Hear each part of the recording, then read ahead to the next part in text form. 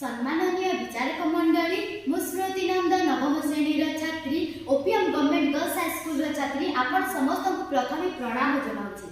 आज वक्तृता प्रतियोगितार विषय वस्तु है फैलेरिया मुक्त अभियान। आज ये ऑनलाइन वक्तृता प्रतियोगिता मते किछि कहबार सुजोग मिलथिबार मु मो निजको धन्य मने करूछि।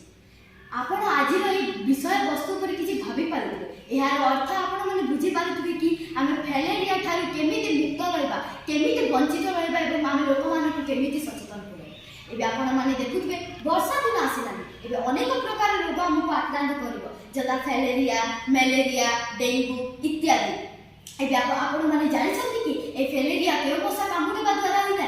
फैलेरिया माइएनोफिलिस मशा कामुडिबा द्वारा होइता।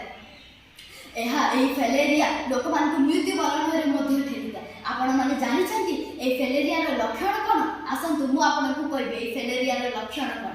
प्रथम है गोड़ हाथ फुलुवा, द्वितीय 8-10 वर्ष आगु ही ये फैलेरिया आमको संक्रमित करता है।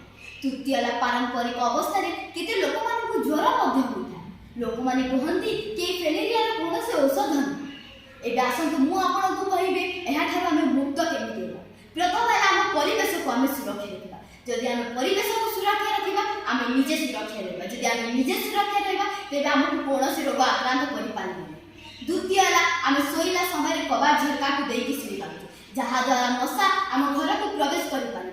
तृतीय है आमको गरम खाद्य और गरम पानी पीवा उचित। सीधा सड़क कुआरू बा नलर पानी पीवा उचित। एबे आपण माने देखुथिबे अंगनवाड़ी मैडम माने प्रत्येक लोक मानक घर को जाई लोक मान को सचेतन करूछंती, मेडिसिन खुउछंती। एबे सरकार मध्ये एहा पर दायित्व नेलिनि। सरकारी स्कूल रे पिला मान को औषध मध्ये खिया जाउछि। तेनु एते सब हेला परे कि लोक माने एहार दायित्व नेना।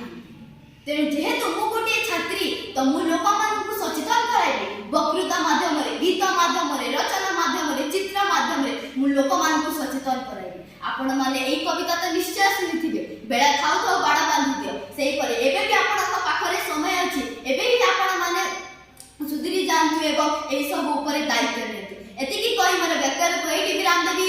जय हिंद, जय भारत, धन्यवाद।